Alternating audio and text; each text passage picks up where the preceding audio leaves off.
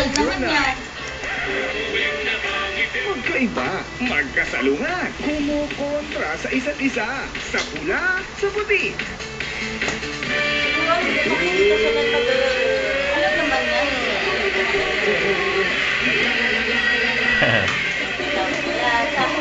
Huwag ka kumanda dito, Fred.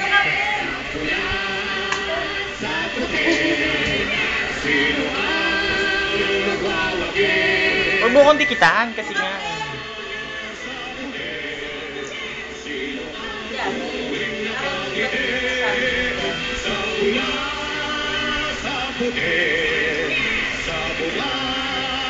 Laksan mo. Yan ang mga kabarkas namin OFW sa Abu Dhabi at Dubai. Kayo ang susunod na kontrapelo. Kaya magpunta na kayo sa auditions sa mga lugar nyo. At syempre ngayon naman dalawang grupo ulit ang magtatapatan at magkokontrahan. Ang isa sa pula at ang isa naman sa puti. Correct!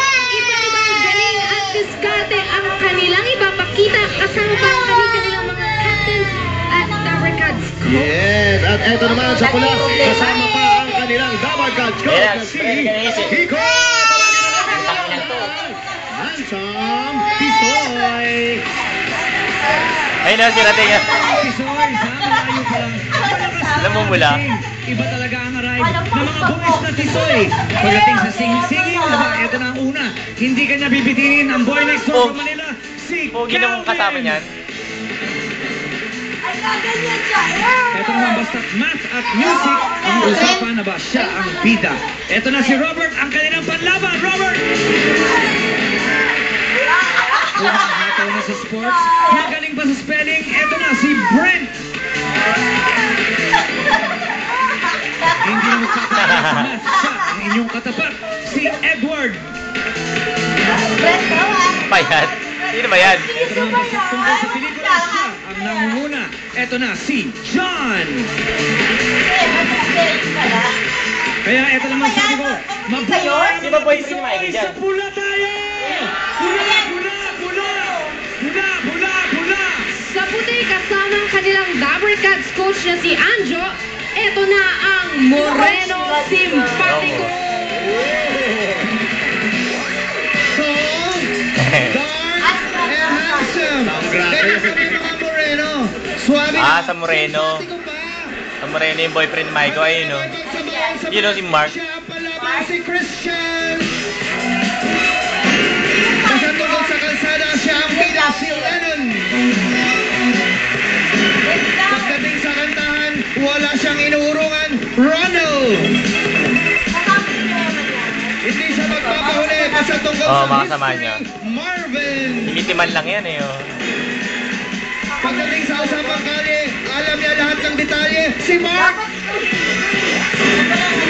Sigaw na mga Moreno! Sa puti tayo! Puti! Tingin mo? Ay, hindi naman Moreno si Coach Anjo. Parang, Parang taong grasa lang. yeah. Eto na po ang gigitna sa kontrapelong ito. Siyempre sa pula, kasama natin ang sexy for all the season, Miss Pia Daguanyo. At sa puti naman ang napakagwapo, ang barkada ni Mang Gusting, si Tito Soto! Gusting! Okay, ito maliwanag ha. Kahapon, nagkakontrahan yung mga babae versus lalaking barangay chairman. At ngayong araw, Tito Sen, ang mga kasama naman natin para magkontrahan ay mga Dabarkads nating Tisoy versus Moreno. Oo.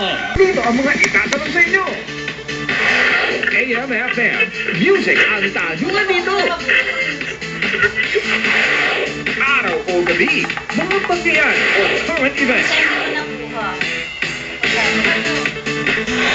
Asang pusa, tungkol sa mga hayop ang itatanong sa iyo dito. Family drama at marami pang iba, mga tanong tungkol sa TV at pelikula. Hirap na magawa ko. English or Tagalog, spelling ang usapan dito. More or less, hulaan ang mga titles, kasabihan at kung ano-ano pa na iaarte sa inyo. Noon at ngayon, usapang puso ito bawat dekada. Plus or minus, Mare Rosa. Matitinig.